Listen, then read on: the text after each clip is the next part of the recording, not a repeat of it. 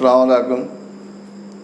तो आज का जो टॉपिक है वो है फंक्शंस ऑफ सेल मेम्ब्रेन कि सेल मेम्ब्रेन उसके फंक्शंस को हम स्टडी करेंगे। तो कल हमने इसका स्ट्रक्चर स्टडी किया और उसमें दो मॉडल, एक यूनिट मेम्ब्रेन मॉडल, एक फ्लूइड मोज़ेक मॉडल, उसको डिस्कस किया। तो आज फंक्शंस ऑफ सेल मेम्ब्रेन, तो इसका जो मेन फंक्शन है वो है to regulate movement of materials, movement of materials between the cell and its environment, between cell and its environment। तो सेल और उसकी जो इन्वायरमेंट है, मतलब ये सेल है और ये इसकी इन्वायरमेंट होगी। तो सेल और उसकी इन्वायरमेंट के दरमियान मटीरियल की मूवमेंट को रेगुलेट करना ये सेल मेम्ब्रेन का फंक्शन होगा। और सेल मेम्ब्रेन ये एक्ट एज बैरियर्स। तो cell membrane act as barriers, तो ये बैरियर के तौर पर काम करती है, रुकावट के तौर पर काम करती है। जो भी मटेरियल सेल के अंदर दाखिल होगा या सेल से बाहर जाएगा उसको सेल मेम्ब्रेन में से पास होना होगा। इसलिए ये कहा जाता है कि जो सेल मेम्ब्रेन है ये बैरियर के तौर पर एक्ट करती है कि जितने भी मटेरियल्स हैं जो सेल के अंदर दाखिल होते हैं या सेल से बाहर मूव करते हैं, सेल मेम्ब्रेन में से पास करते हैं। और सेल मेम्ब्रेन इसकी ये प्रॉपर्टी है, खूबी है कि ये स्ट्रक्टिव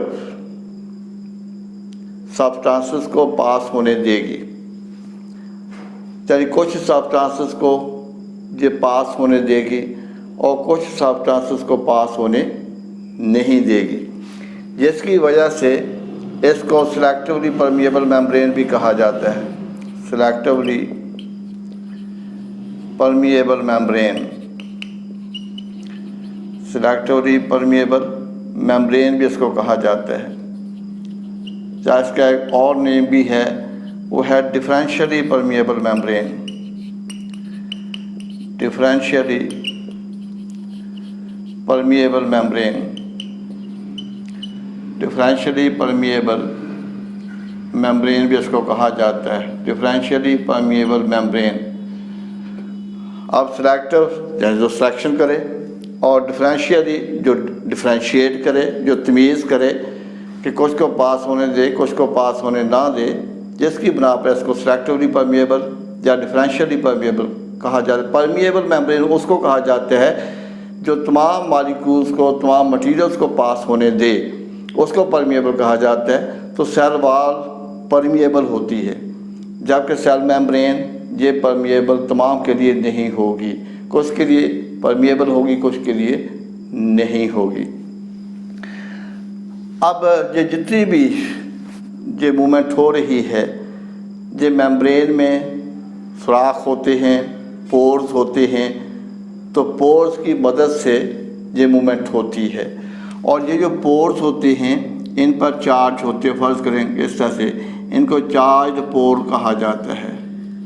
चार्ज पोर्स। इसलिए जो आयंस होते हैं, आयंस उनको कहा जाता है जिन पर चार्ज हो, चार्ज पार्टिकल, उसको आयन कहा जाता है। चार्ज पार्टिकल उसको आयन कहा जाता है। तो जो आयंस होती हैं उनको मेम्ब्रेन को पास करने में डिफ़िकल्टी फेस करना होगी। फेस डिफ़िकल्टी जहाँ पर आएगी, क्योंकि उनके ऊपर चार्ज होता है। तो अगर एक जैसे चार्ज आ जाएं तो रिपेलिंग हो जाएगी, अगर ऑपोजिट आ जाएं तो फिर अट्रैक्शन हो जाएगी। इसलिए जो आयंस होती हैं उनको मेम्ब्रेन क्रॉस करने में डिफ़िकल्टी फेस करना पड़ती है, जबकि जो न्यूट्रल मॉलिक्यूल होते हैं, न्यूट्रल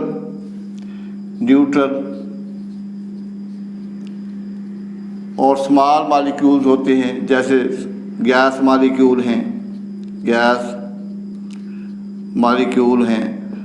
वाटर है,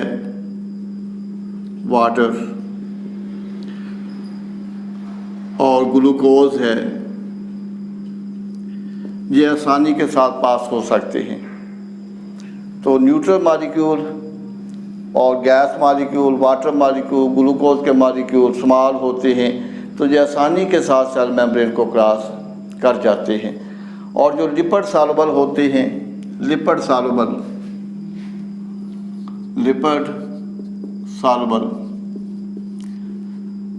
तो वो भी आसानी के साथ पास हो जाते हैं। तो लिपिड सॉल्युबल मॉलिक्यूल जो होते हैं, मटेरियल जो होते हैं, वो भी आसानी के साथ सेल के अंदर दाखिल हो जाते हैं। अब ये जो सारी मूवमेंट हो रही है, सेल से मॉलिक्यूल आउटसाइड को मूव कर रहे हैं, इनसाइड को उनकी मूवमेंट हो रही है, और ये सारी मूवमेंट इसको पैसिव और एक्टिव ट्रांसपोर्ट का नाम दिया जाता है। पैसिव एंड एक्टिव ट्रांसपोर्ट, ये सारी जो ट्रांसपोर्ट होती है ये या तो पैसिव होगी और या फिर इसको एक्टिव ट्रांसपोर्ट कहा जाएगा, एक्टिव ट्रांसपोर्ट। अब जो पैसिव होती है उसमें ये होता है कि जो मटेरियल्स हैं ये मूव करते हैं from high concentration to low concentration, कि ये हाई कंसंट्रेशन से लो कंसंट्रेशन की तरफ मूवमेंट होती है। कि मतलब अगर सेल उनके अंदर मटेरियल्स की कंसंट्रेशन कम है, बाहर ज़्यादा है, और वो सेल के अंदर इस्तेमाल हो रहे हैं, तो वो मटेरियल बाहर से सेल के अंदर दाखिल होते रहेंगे। उसको पैसिव ट्रांसपोर्ट कहा जाएगा, जो हाई कंसंट्रेशन से लो की तरफ मूव करते हैं, जैसे डिफ्यूजन का प्रोसेस है। अब जो एक्टिव ट्रांसपोर्ट है, इसमें जो मूवमेंट होती है जो from low concentration to high concentration होती है, from low to high concentration. इसको अप हिल मूवमेंट भी कहा जाता है। अप हिल मूवमेंट, चाहे पहाड़ी के ऊपर चढ़ना, तो उसको अप हिल मूवमेंट भी कहा जाता है। क्योंकि ये अगेंस्ट कंसंट्रेशन ग्रेडियंट होगी, इसलिए इर्तिकाज़ के ख़िलाफ़ होगी, लो से हाई की तरफ होगी, और इसके लिए एनर्जी रिक्वायर्ड होगी। तो ये जो प्रोसेस है ये रिक्वायर एनर्जी, इसके लिए एनर्जी चाहिए। This process requires energy, ATP, तो इसको ATP चाहिए। क्योंकि जहाँ पर जो मूवमेंट है वो लो से हाई की तरफ होगी, इसको कहते हैं एक्टिव ट्रांसपोर्ट। इस तरह से जहाँ पर जितनी भी ट्रांसपोर्ट होगी वो एक्टिव और पैसिव ट्रांसपोर्ट के ज़रिए होगी। तो ये था कि एक्टिव ट्रांसपोर्ट और पैसिव ट्रांसपोर्ट, उसमें क्या फ़र्क होता है, और ये सारी जो मूवमेंट है जहाँ पर कैसे हो रही है। अब एक मूवमेंट जहाँ पर हम जो स्टडी करेंगे उसको एंडोसाइटोसिस का नाम दिया जाता है। Endocytosis,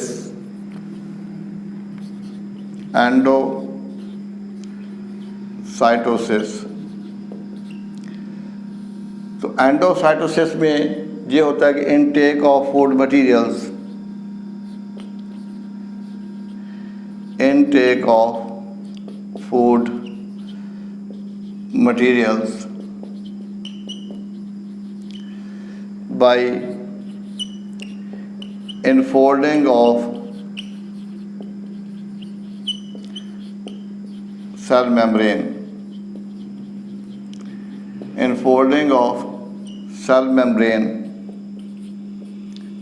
in the form of vacuole, vacuole की शेप में। जैसे अगर आप इसको इस तरह समझने का मतलब ये सेल है, अमीबा को आपने स्टडी किया होगा, तो अमीबा जिस अंदाज में खुराक को इंगल्फ करता है, निकलता है, उसको एंडोसाइटोसिस का नाम दिया जाता है। उसमें ये होता है कि मसलन ये खुराक है, ये फूड है, और ये अगर सेल के साथ टच करेगी तो सेल की जो मेम्ब्रेन है इस तरह से अंदर की तरफ फोल्ड हो जाएगी इस तरह से, और ये खुराक जहाँ पर एंटर हो जाएगी, और उसके बाद ये जो सिरे हैं ये आपस में फ्यूज़ हो जाएंगे, और इस तरह से सेल के अंदर एक फूड वैक्यूल डेवलप हो जाएगा। इसके अंदर इस तरह से फूड वैक्यूल डेवलप हो जाएगा, फूड वैक्यूल डेवलप हो जाएगा।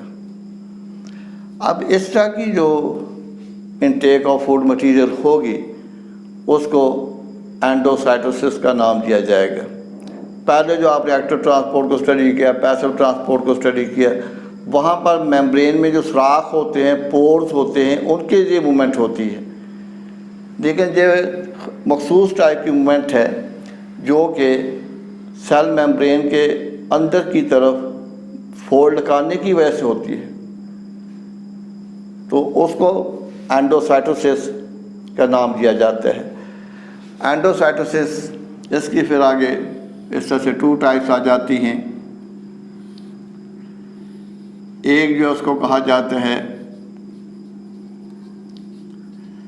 फेगोसाइटोसिस, और एक जो उसको कहा जाता है पिनोसाइटोसिस। तो अगर सॉलिड फूड मटेरियल की इनटेक होती है, इनटेक ऑफ सॉलिड फूड, उसको कहा जाएगा फेगोसाइटोसिस। और अगर इनटेक होती है लिक्विड की, इनटेक ऑफ लिक्विड फूड, और खुराक माया की हालत में है, अगर उसकी इनटेक होती है तो उसको पिनोसाइटोसिस कहा जाएगा। तो इस तरह से एक जो उसको फेगोसाइटोसिस कहा जाता है और एक पिनोसाइटोसिस कहा जाता है, और दोनों में जो खुराक की इनटेक होगी वो सेल मेम्ब्रेन उसकी इनफोल्डिंग की मदद से होगी। तो इनफोल्डिंग का होना ज़रूरी होगा। अब ये जो सेल मेम्ब्रेन है, आपने न्यूरॉन पढ़ा हुआ है, न्यूरॉन। अब न्यूरॉन जो होते हैं ये इम्पल्स को कंडक्ट करते हैं बॉडी के एक पार्ट से दूसरे पार्ट तक, ये न्यूरॉन का फंक्शन होता है। तो न्यूरॉन की जो मेम्ब्रेन होगी, membrane help in transmission of impulse and transmission of impulse। impulse उस पैगाम को कहा जाता है जो कि एक करंट की शेप में होते हैं, वेव की शेप में होते हैं, जो कि न्यूरॉन के एक सिरे से दूसरे सिरे तक जाते हैं, और इस तरह से बॉडी के एक पार्ट से दूसरे पार्ट तक वो इम्पल्स पहुंच जाएगी, और तो वो उसके लिए न्यूरॉन मेम्ब्रेन इस्तेमाल होती है। न्यूरॉन की जो मेम्ब्रेन है उसके ज़रिए इम्पल्स की ट्रांसमिशन होती है। तो ये थे फंक्शंस ऑफ सेल मेम्ब्रेन। तो ब्रीफली एक दफ़ा मैं रिपीट कर देता हूँ कि जितने भी जहाँ पर जो सेल मेम्ब्रेन है उसका काम ये होता है कि वो बैरियर के तौर पर एक्ट करेगी और transport of materials through cell membrane regulate करेगी। तो कुछ मॉलिक्यूल को पास होने देगी, यानी सिलेक्टिव मॉलिक्यूल को पास होने देगी, जिसकी वजह से उसको सिलेक्टिवली परमिएबल मेम्ब्रेन या डिफरेंशियली परमिएबल मेम्ब्रेन कहा जाता है। जो चार्ज पार्टिकल्स होते हैं they face difficult in crossing cell membrane, जबकि जो स्मॉल मॉलिक्यूल्स होते हैं, न्यूट्रल होते हैं, वो आसानी के साथ सेल मेम्ब्रेन को क्रॉस कर जाते हैं, और जो लिपिड सॉल्युबल होते हैं वो भी आसानी के साथ सेल मेम्ब्रेन को क्रॉस कर जाते हैं। और जितनी भी ये ट्रांसपोर्ट है जो कि सेल मेम्ब्रेन के ज़रिए हो रही है, तो उसमें एक्टिव ट्रांसपोर्ट और पैसिव ट्रांसपोर्ट इन्वॉल्व होती है। तो एक्टिव ट्रांसपोर्ट, पैसिव ट्रांसपोर्ट, ये भी एक शॉर्ट क्वेश्चन बनता है इम्पॉर्टेंट। और जो सेलेक्टिवली परमेबल मेम्ब्रेन है, ये भी एक शॉर्ट क्वेश्चन जहाँ पर डेवलप हो जाता है। एंडोसाइटोसिस, ये भी एक शॉर्ट क्वेश्चन डेवलप हो जाता है। तो डिफरेंशिएट बिटवीन फेगोसाइटोसिस, पिनोसाइटोसिस, वो भी एक शॉर्ट क्वेश्चन होगा। तो इस तरह से एंडोसाइटोसिस, उसके लिए भी इनटेक ऑफ फूड मटेरियल यानी मेम्ब्रेन के लिए होगी, लेकिन उसमें मेम्ब्रेन जो है वो अंदर की तरफ फोल्ड करेगी, और जिसके नतीजे के तौर पर वैक्यूल डेवलप होगा, जिसको फूड वैक्यूल का नाम दिया जाता है। और इस तरह से ये मुख्तलिफ फंक्शंस हैं सेल मेम्ब्रेन के। तो ये भी एक इम्पॉर्टेंट जो है नेक्स्ट क्वेश्चन भी बन जाता है। शुक्रिया, अल्लाह हाफ़िज़।